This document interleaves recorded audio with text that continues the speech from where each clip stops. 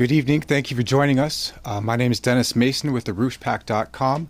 This is the regular Friday evening webcast featuring Mr. LaRouche.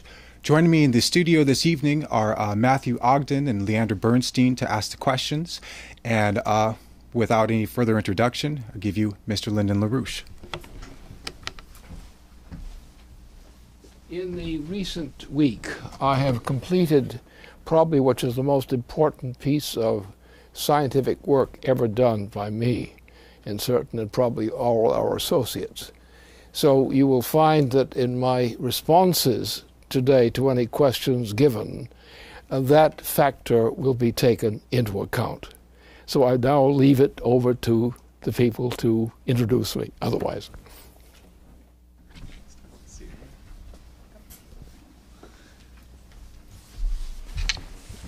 Well, I would like to present the first question, as is probably on the minds of our audience, and people will be curious to see what your response will be regarding what you just said.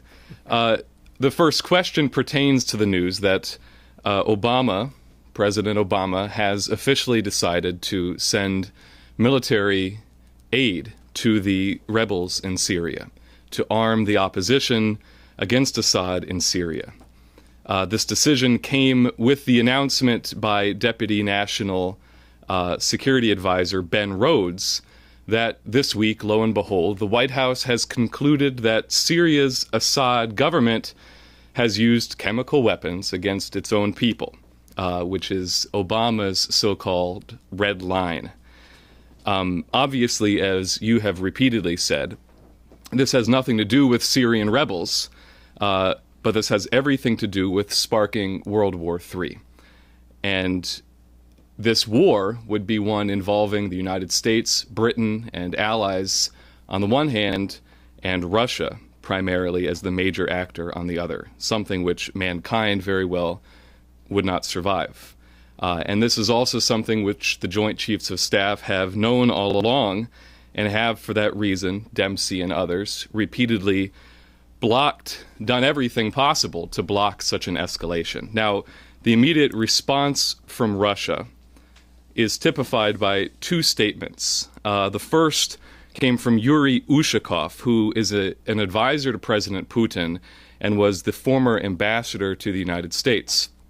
Ushakov said, the Americans tried to present us with the information on the use of chemical weapons by the regime, but frankly, we thought that it was not convincing.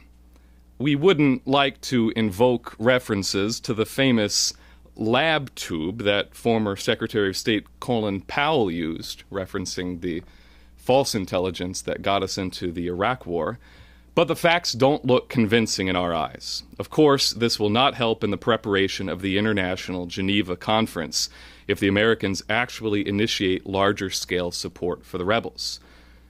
And the second comment came from Alexei Pushkov, who is the head of the Russian Duma's Foreign Relations Committee, who said, information about the use by Assad of chemical weapons has been fabricated in the same place as the lies about Saddam Hussein's weapons of mass destruction.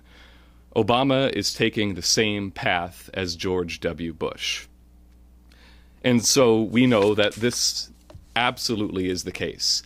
And the comments about the parallels to Iraq and the weapons of mass destruction are fully appropriate, including the reference to where the fabrication of this intelligence came from, which is directly from London. The case of Blair in the Iraq War, and now the case of Cameron and Haig today. Haig was in the United States directly before the announcement of the arming of the Syrian rebels, and Cameron is pushing ravenously for others to join in.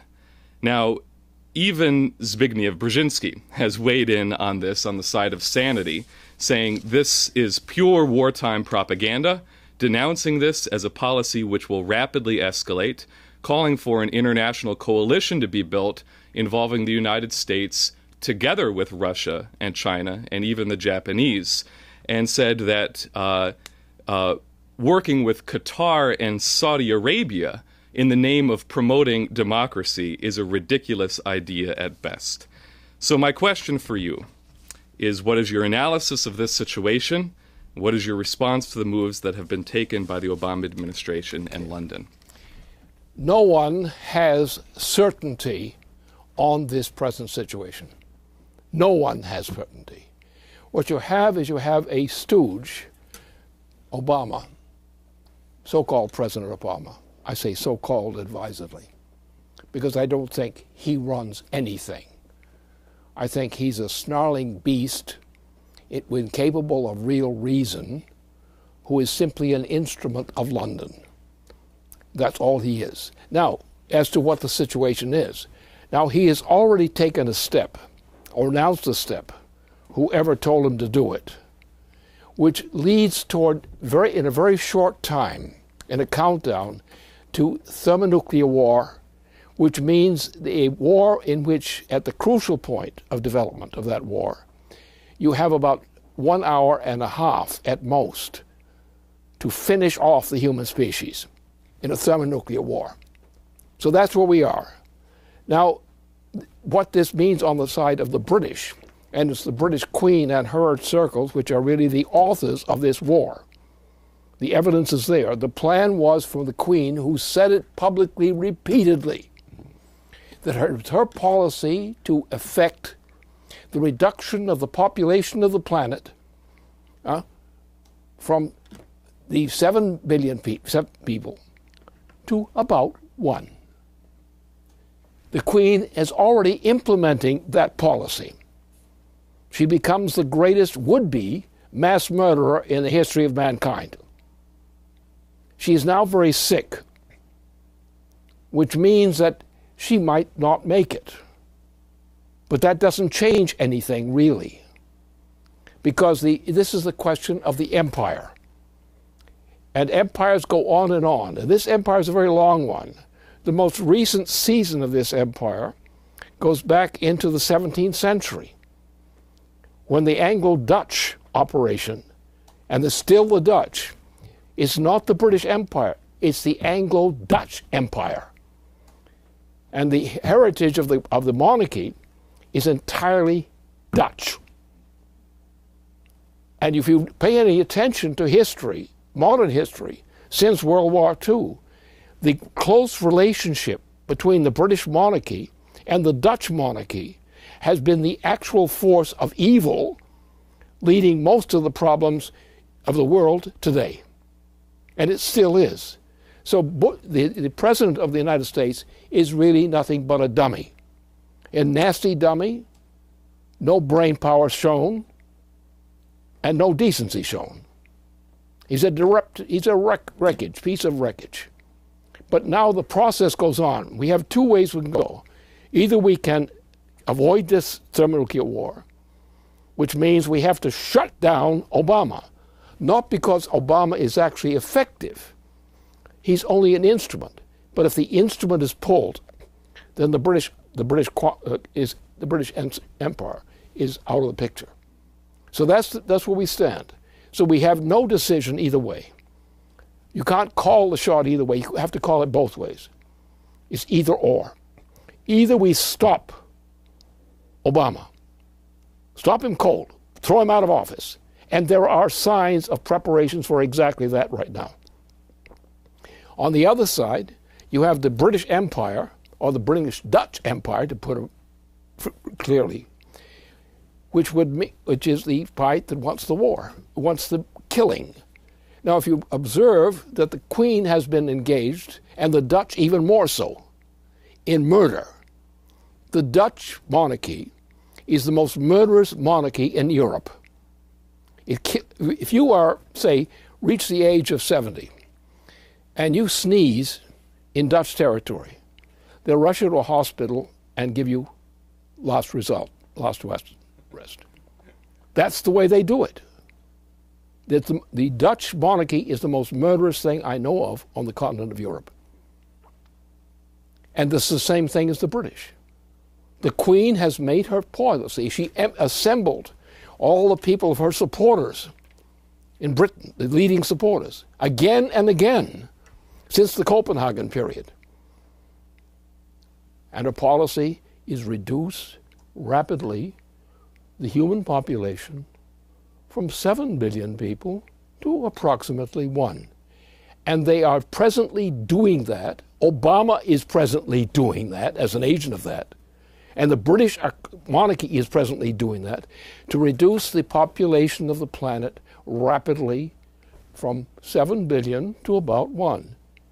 And if they go ahead with the kind of game that the British and the Wall Street crowd are pushing, you will find that very soon, not sometime a year ahead, but this year, you will find genocide in the form of absolute starvation will be already rapidly wiping out most of our American citizens and others relevant.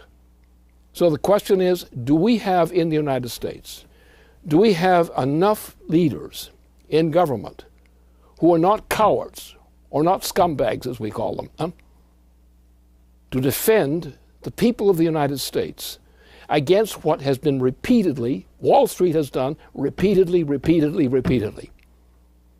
Wall Street is the enemy of the human race.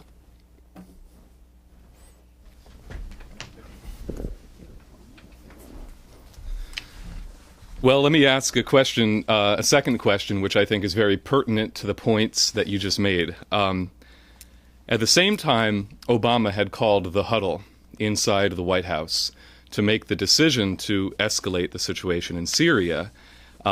His world was falling apart around him. I'll remind our viewers that at this time last week, during the Friday webcast that we had previous to this one, the news had just broken of the leaks that had been published in The Guardian and The Washington Post about the unprecedented extent of the surveillance state that is being presided over by this president, with the information on the NSA wiretapping and mass trolling, mass dragnet of all of the communications, both telephone and internet, of American citizens. You said at that point last week that we are really on the edge. At this point, the choice is clear. It's either impeach Obama now or face overt dictatorship.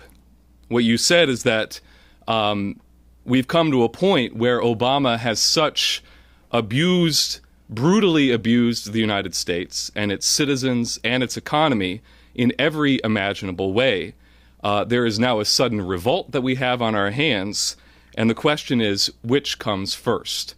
The impeachment of this president or the overt move for direct dictatorship? Now, since that point, there's been a lot that's come in the wake of the revelations of the NSA spying, which obviously was not an isolated scandal, but came in the context of everything else that's been on Obama's plate. Benghazi, the lies surrounding that, the IRS targeting of political enemies, and so forth.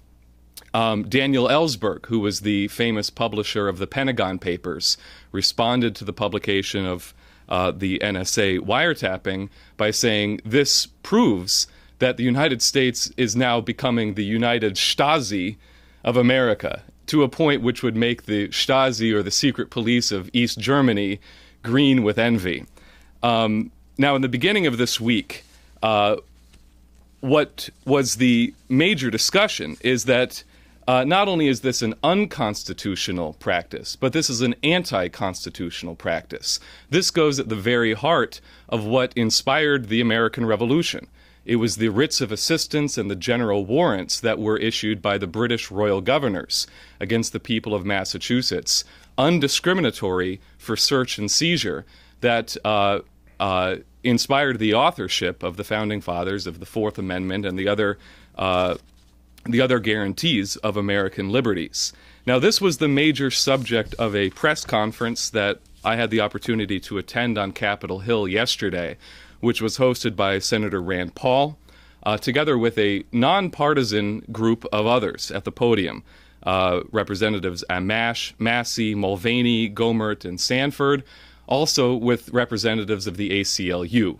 And they were announcing the Fourth Amendment Restoration Act of 2013, which Senator Paul is entering, an act to stop the National Security Agency from spying on citizens of the United States, which is joined by a bipartisan bill on the House side from Justin Amash of Michigan and Democrat John Conyers, which would have the similar effect. So during the remarks that were made by not only Senator Paul, but also the congressman and the constitutional scholar Bruce Fine, the references were made repeatedly to the violations of liberty that the British royal governors perpetrated before the American Revolution.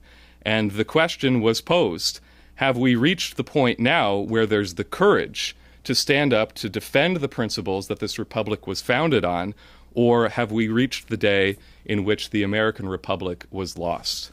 So, your comments. Well, the question is whether the members of Congress who act on one occasion or another as gutless wonders and crawling, creeping things, and sometimes show a little guts on an issue, they've got to make up their mind whether the crawlies or the gutless the gutless wonders or whatever they are, because what you have the current legislation, which is highly debated in the Congress now and in those circles now, and that thing shows the votes of members of the Congress, absolutely gutless wonders beyond belief, who actually are supporting a measure which leads toward the extermination of most Americans. And I don't mean the long term, I mean the short term. Because this policy that's been pushed through on this crazy legislation, which is cooked up legislation, is fraudulent. It violates the Constitution. You do not have to stop until you get clearance against a violation of the Constitution. And what Obama has done, or has been done in his name, in behalf of Wall Street, is a violation of the Constitution. Now, somebody in this operation, if it's not the Congress, the Chief Justices of the United States must act to expel or condition the expulsion of Obama from office. It has to be done now. And members of the Senate and members of the Congress who will not vote against the bill, which is operating, the one that's contentious now, if they don't actually throw this thing out, and then their idea of being legal is treason. Sometimes legality is treason. And this is one of the times when people are supporting that damn action. So therefore, we need an angel of mercy to relieve us from those members of Congress who don't know how to vote properly.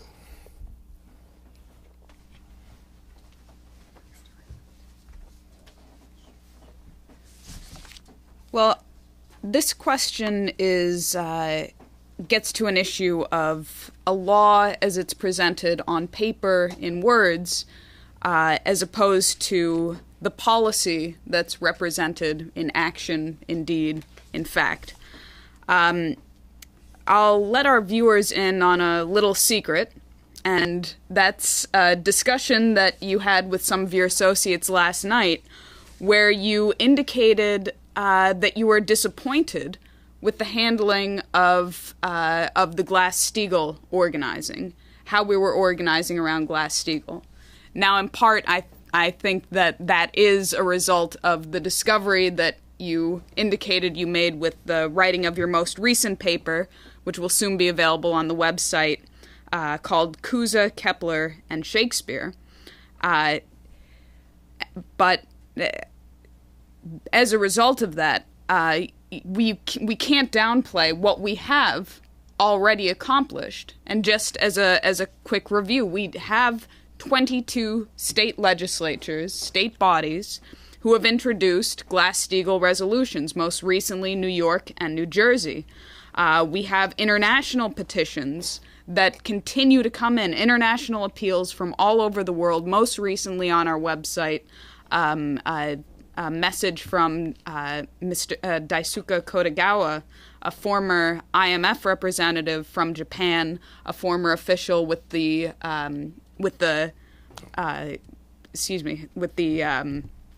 finance ministry in Japan.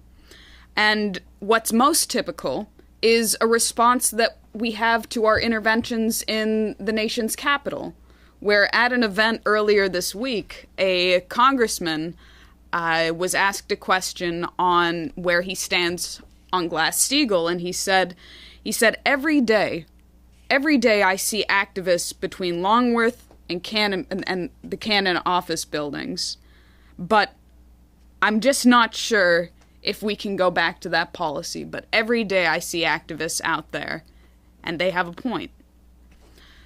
But the question that continues to come up in organizing in D.C., all over the country, is whether we're going to use the United States government to backstop the fake values of the financial system, or whether we're going to throw those values out as fictitious.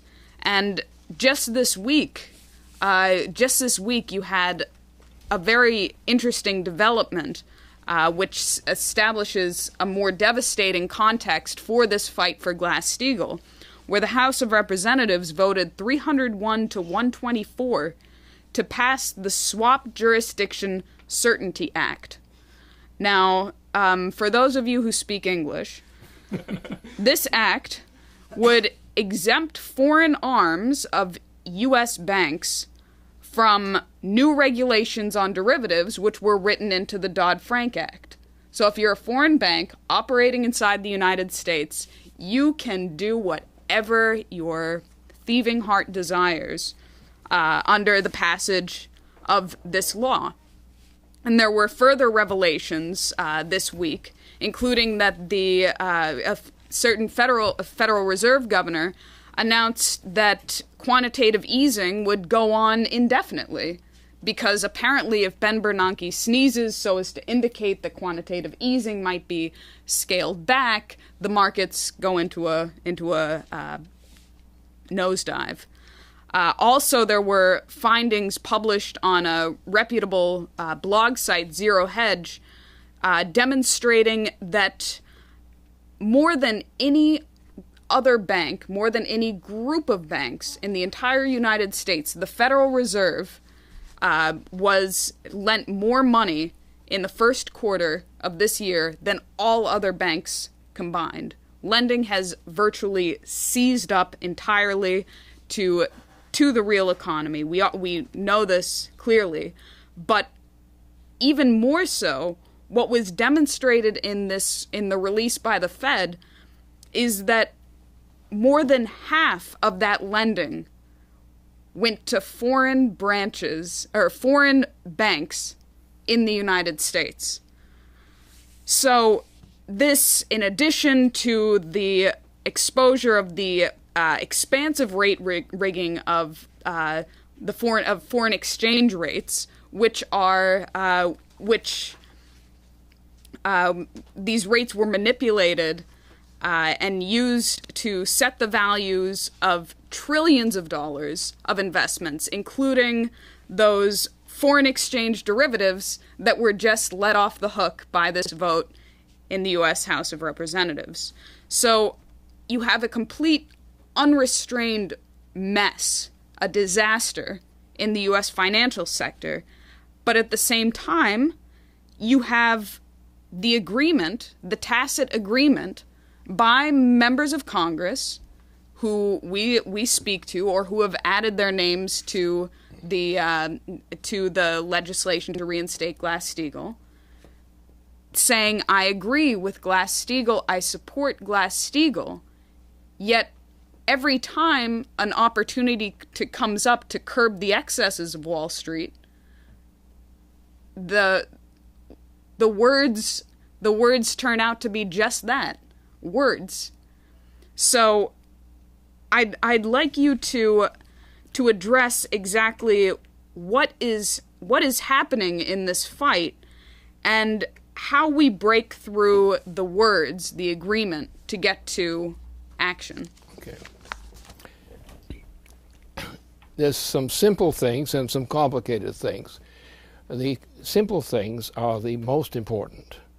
The complicated things are what you pick up the pieces afterward. First of all, as long as we continue to honor what these claims to be the banking system's claims, with all this legislation for it, this stuff is worthless. It has no honest claim. These amounts have no honest claim against the population in general of the United States.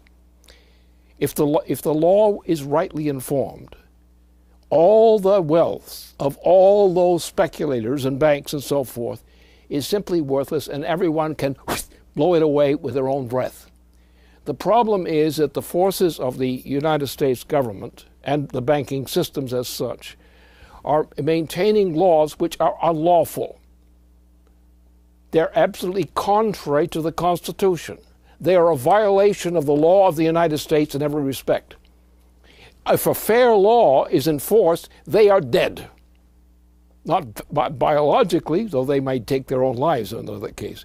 But the debt, the unpayable debt, the never payable debt, which this section of the international banking system represents, could never be redeemed. And the intention is not to redeem it. The intention is to kill a lot of Americans and others. Therefore, unless you pass Glass-Steagall, you ain't doing nothing. If you enact Glass-Steagall, that's shut down. Those banks are wiped out, which they should be wiped out because they could never redeem the claims against them. They could never redeem. They don't intend to redeem. Look at what's happened, the perpetual expansion of a worthless debt as a claim against the nations. This is the key to thermonuclear war. If you don't want to die in a thermonuclear war, because some nations are not going to honor this so-called debt, therefore they'll stand up rather than die needlessly. If they're going to die at battle. They're not going to die any other way. Not some parts of the planet. So therefore, if anyone's got a brain in their head, they're going to put in Glass-Steagall immediately. Because Glass-Steagall immediately cancels everything of this crap. We don't care if these banks go bankrupt. We don't need these banks. They're worthless anyway. Take the denominated debt of these banks. Take the rate of growth of that debt to quadrillion range. Quadrillion range. As against the relatively meager claims of the banks themselves. They're hopelessly bankrupt. The normal law demands that they be bankrupted. When a bank is in a situation where it's already hopelessly bankrupt, could never pay the debt, then the proper action of government is to shut them down. It's the obligation of government to shut them down. They're national or international, makes no difference. Shut them down. We don't need them. If you give me the authority, I could fix this quickly. No problem. We just take those institutions, banking institutions, which are not crumb bums, which these are. The federal government gives these banks which survive and deserve to survive, defends it fully, and creates an augmented credit system in order to finance a recovery of the U.S. economy, to put people back to work, to give them their jobs, and to give them the hope of the future. Our job is to defend the people of the United States and its people. The present government is destroying the people, destroying all their rights, taking all their rights away, killing them. And our government can do nothing to defend the lives of our people against these swindlers, the greatest swindlers known to mankind.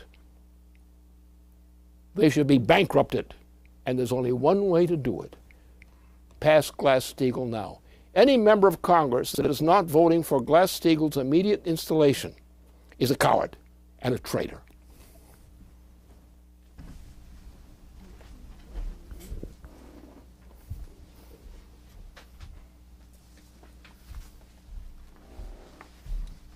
Well, we've discussed now the empire of war, the empire of money. Since you mentioned it in the beginning of the webcast, and since this piece will be available for viewers of LaRouche PAC very soon, I want to ask you a question about the empire of the mind. Mm-hmm. You've elaborated very clearly in the report that you've just published, Cusa, Kepler, and Shakespeare, what was actually genius, that the decline of the United States, especially since the death of President Roosevelt, has brought us to the point of existential threat to the future of mankind. And we've reached a point where the stupidity of people in general is almost a suffocating pressure on the individuals, the very few individuals who might be creative.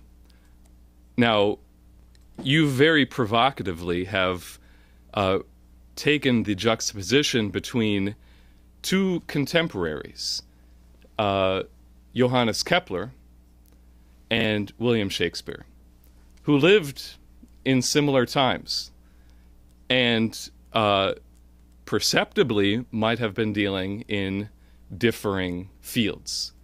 However, you've said that William Shakespeare has elaborated a scientific principle which has not been in a more precise form than perhaps any other scientist aside from Kepler himself and Kepler's forebearer, Nicholas of Cusa.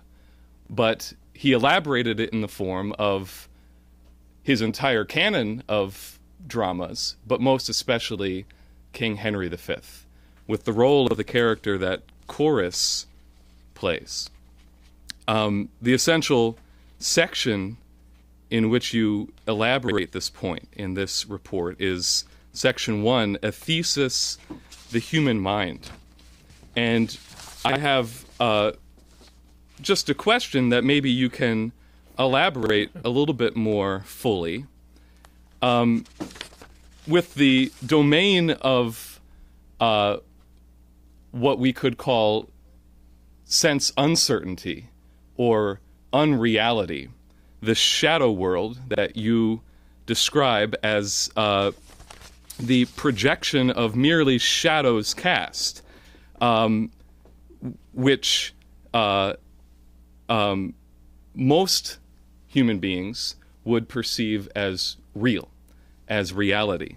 However, you say in King Henry V, Shakespeare has penetrated something which gets to a fundamental principle of human psychology, the difference between truth and sense certainty. That the question presented by Shakespeare is to ask the question of what the mere shadow is a shadow of what it actually is not. And you pose the question of the ontologically distinct yet coexisting functions of the superior human mind to what is merely the human brain, which are distinctly separate but interactive, you say, and find themselves in a circumstance of conflict with each other. So I wondered if you could say more. I could say a bit on this because it's a very large subject, as you know, and you've had access to the full text of it. But the basic thing is, what is the difference between humanity and animals? That's the essential point. And to understand that, you have to understand a number of other things to show how that works and why it works that way. But what you're dealing with as Shakespeare, see, Shakespeare introduced in King Henry V a new concept which was essentially pedagogical. The notion that this power of insight is restricted to the creative intellect of the human being. Now, the related question is, what about the animals? The animals are not human. What does that mean? Well, it means they're not human. But what is it about the animals which makes them unhuman? The fact that the human species is the only known living species known to us presently, which is capable of actual intellectual creativity. That does not mean that animals cannot be clever, but they cannot change the laws by which they operate. And that's the difference. Now, the point is, mankind, and what Shakespeare did with his Henry V was to make that distinction very clear. And he did it by saying that what people believe from experience is foolishness. What they think they experience from that is foolishness. They don't know what they're doing. Therefore, there's some people who understand that what human creativity means. That the human mind, when properly developed, is capable of actual creativity.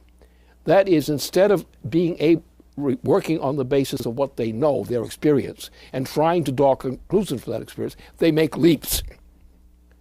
Leaps of discovery which the animal cannot make.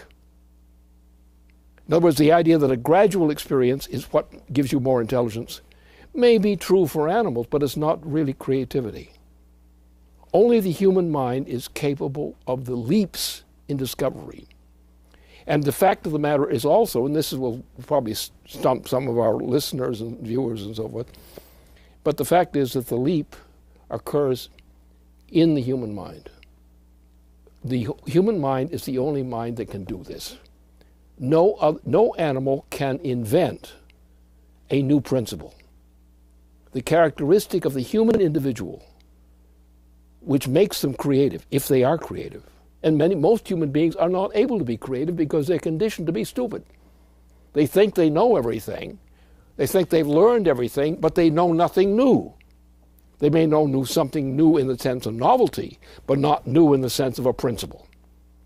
Therefore, the distinction of man, let's take the animals, for example, the animal kingdom in general, living processes. They do evolve. They make leaps. The species makes a leap to a higher level, often in many cases. A species dies out, but is replaced by a higher version of the same thing. A revolution has occurred. So the point is that while the animal can biologically make a leap in species characteristics, mankind is the only species that can make a leap without having to become a different species. And that's the essence. The whole thing is laid out in this thing, which takes some time to go through. But that's the essence of the matter. Mankind has a potential, if we exercise it, which no other living creature on this planet or any place else we know can do. The universe evolves progressively. That's the general function of the universe, unless they blow up. Whole parts of the universe blow up at times. Like the sun, for example, 2 billion years from now, the sun will have blown up. And we have got to improve ourselves to be capable of moving away from that joint before it does blow up. And it's going to blow up before the 2 billion years, because it's going to change its character and become very nasty. So we human beings have to use our creativity to develop new things, new ways of doing things. We are not going to go to Mars to live on, not if I have a sense of it, because there's no way we can maintain life of human beings on Mars under present conditions. We would have to change Mars first. Now, at some point, human beings should be able to create a change in Mars and in other ways. We're going to go to the moon anyway if we have any brains at all. We're not going to live on the surface of the moon. That's only nuts would do that. If you're going to live on the moon, even for a short period of time, you're going to dig down deep underneath there. otherwise you're not going to make it. But this is what we're coming to. The point is, the way we've educated people in this society, in general, they don't know what it is to be human. You have some people like Vernadsky, for example. Vernadsky is a true genius. He was a true genius in the matters of life and similar things like that. You have had people like that. Nicholas LaRouche was a genius, one of the greatest geniuses that humanity has ever known. And his follower, was not an immediate follower because there was some time distance there. So this kind of thing exists. We human beings, if we are properly conditioned to do so, have a power of voluntary creativity which no other species known to us has. And the human mind, when properly developed and encouraged, is capable of making discoveries which can willfully change the character of Earth, willfully change the order of the solar system. That can happen. It should be our mission and intent to do that. Because the sun is very nasty, can be very nasty, and it is not going to last the 2 billion years which some people have scheduled for existence before it blows up. It will become absolutely intolerable much earlier. So therefore, we have to develop higher powers per capita for controlling the forces of Earth and the forces in the solar system. That's the difference of man. And that's the nobility of man. And what you have is a society in which everybody except a few, the oligarchy, are kept down, intellectually crushed.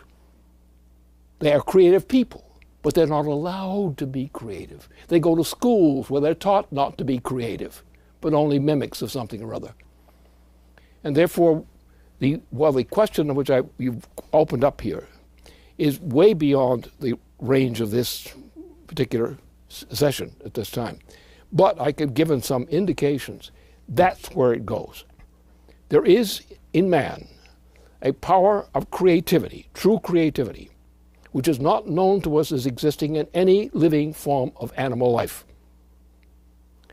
Unfortunately, only a tiny minority still a minority, which has actually developed a conscious knowledge of what creativity is. Most people have no idea of what creativity is. They use the word creativity because they don't know what it is. If they knew what it was, they wouldn't call it creativity. And that's my specialty. And that's the specialty of a limited number, unfortunately, of people on this planet who actually have that capability. I mean, for Max Planck, for example, Einstein, for example, there are people, there have been, like Nicholas LaRouche, like Kepler, Bach, for example. Bach is a creative individual. You don't think he invented notes to you. And so all the greatest artists, the greatest thinkers known to us of mankind have this same quality, the same dedication.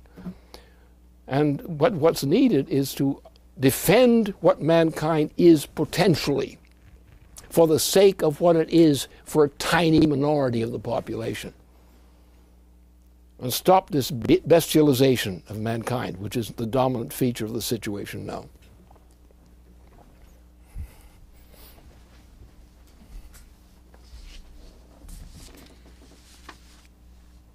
You're not going to get off the hook that easy. And I would again like to warn our viewers, in a sense, that when Mr. LaRouche says that this is that this piece of writing that he just completed and will be published very shortly, that it's the best piece of writing he's done, don't expect an easy read, and don't expect to keep your temper if you're being honest with the subject matter. Unless you're a creative genius. But the subhead of your recent paper is what was actually genius. And the question for you is not what was actually genius, but why. And you started to address that in your last response. But we can discuss at length the problems with society today, the decline of society as you've pinpointed it since the death of Franklin Roosevelt, and even worse, since the assassination of John Kennedy and his brother Robert. We can look at what's happened with the economy. We can look at what's happened socially with the incredibly sorry state of mass education, with the horrifying state of popular entertainment, of music, which with the onset of the counterculture of the 1960s, it was sex, drugs, and rock and roll. Today, it's sex, drugs, and death. Mm-hmm. And that's increasingly the environment that young people, older people have been exposed to. That is the environment that they've been cultivated within, that their minds have been cultivated within. And we've had dark ages in the past. Humankind has survived dark ages in the past, and that's not to encourage people to hope for some wonderful outcome that they might survive through a dark age. But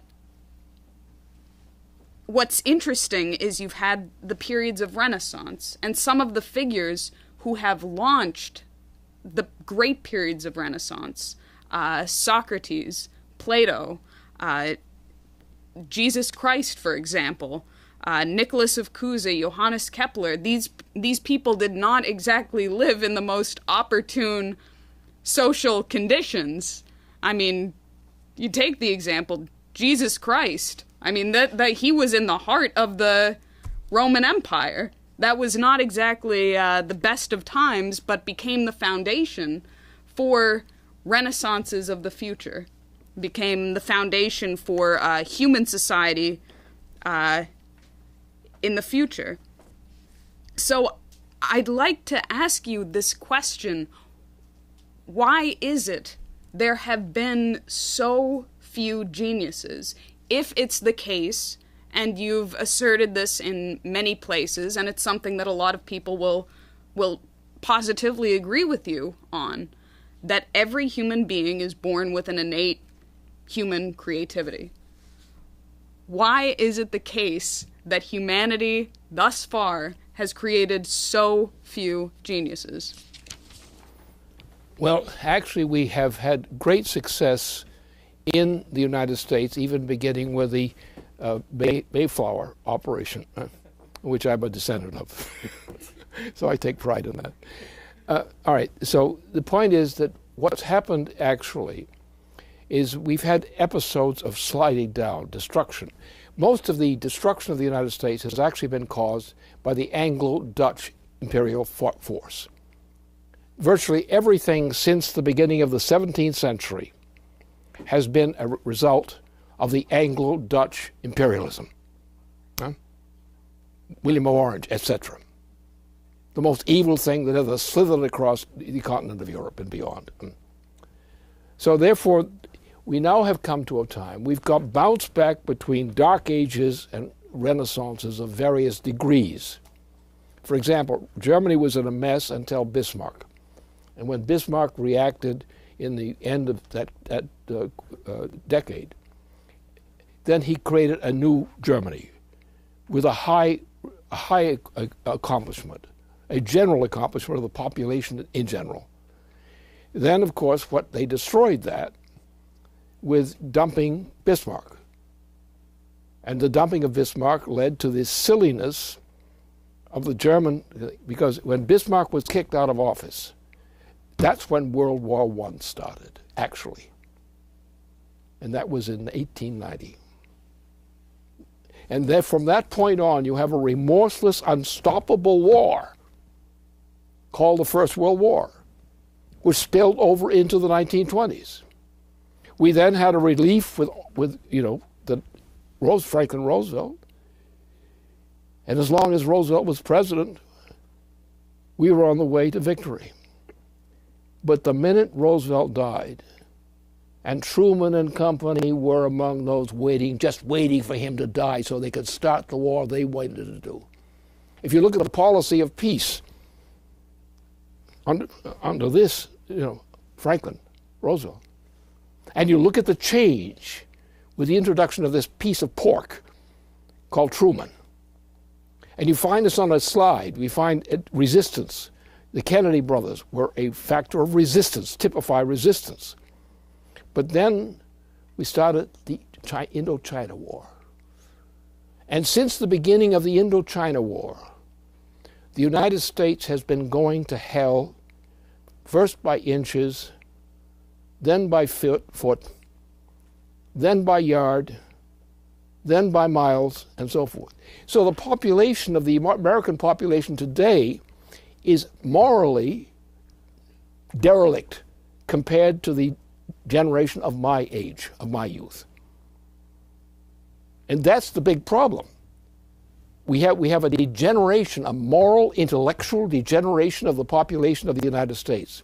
So that if we don't get the United States back now, the young generation coming up now will destroy the nation anyway. So that's the issue. You have to do it. Because if you keep this policy going, and what's allowed, look at the people who are my age as a young man, they don't exist anymore to speak of. And the younger ones who aren't in that category aren't fit to lead, except very rare cases of people who actually have the guts and brains to do what's necessary. Most of our members of Congress are cowards, stinking cowards. They have no depth of commitment at all. What we have now is they are now those people who are generally gutless. And you see repeatedly with votes and vote after vote in the Congress, you have a gutless Congress, a gutless wonders assembly, not a Congress. And what we cannot now, at this point, turn the tide away from what has happened since Franklin Roosevelt died. If we can't turn that tide now, mankind may be finished. And that's what I'm concerned about. And I know I make no mistake. I make no exaggeration in any degree on this issue. I'm right, and anybody who thinks I'm not right, they're wrong.